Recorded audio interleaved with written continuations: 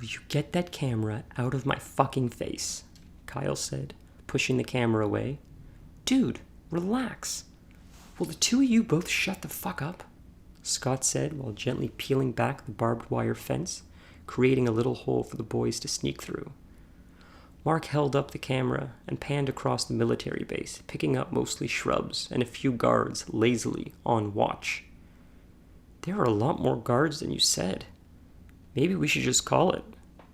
Scott looked back and with the utmost confidence said, the second we passed through that gate, we committed a number of felonies, which alone is enough to give you life. We just broke through a fence. We didn't just break through a fence. This is a military base, one under the highest security, even from most employees. If we get caught, we ain't getting arrested. Pest case, they shoot us on the spot. Worst case, are you filming? Scott pushed the camera away. Dude, I need to film the whole thing. You knew that going in. Scott sighed and pushed forward. Okay, stop.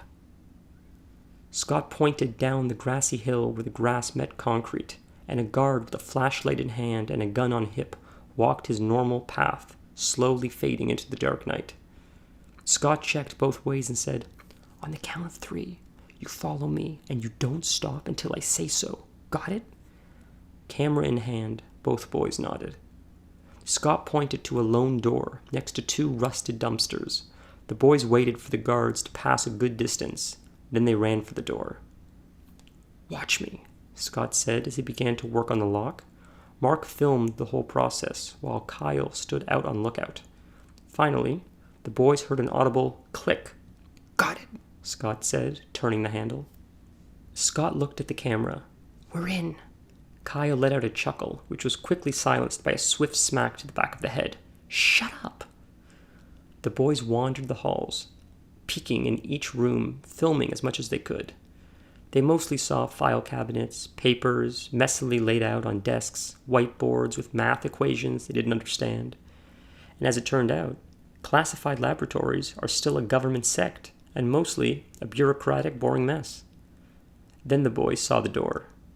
At the end of a long, dimly lit hall, a reinforced steel door with the words, Danger, do not enter, security level 5 and beyond. Scott pointed the camera, then pointed to the door. Quietly creeping over to the door, Scott held his hand out. I don't know, dude. Give me the fucking card, Scott said. My dad's gonna kill me, Mark said as he handed over a laminate key card that read, William B. Rochester. One swipe of the card, and the door magically opened. Inside was another hallway that felt like it went on forever. At the end of the hallway, a room with a soft red light glowed in the distance. The boys passed each room filming laboratories with empty beakers, clean steel tables, and a whole lot of nothing.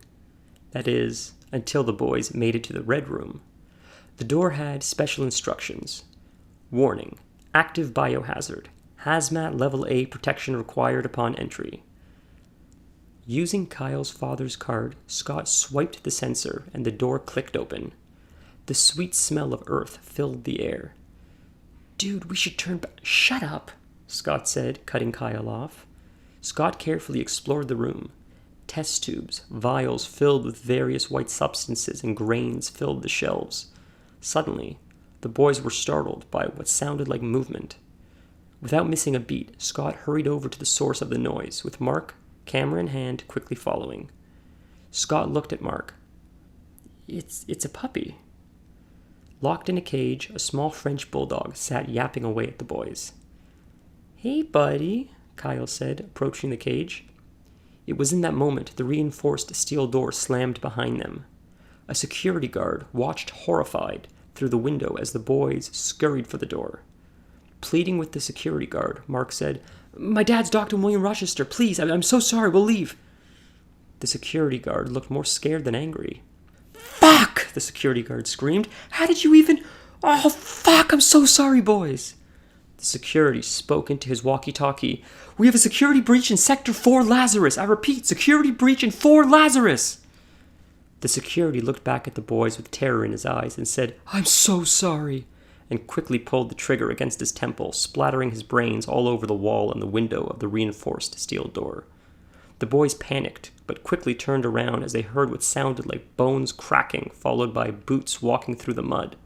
As they turned around, what they saw could only be described as a static tendril sprouting from the dog's skull. The boys banged on the reinforced glass, but they knew it mattered little. Whatever was in that laboratory is now out and hungry, and the boys are on the menu.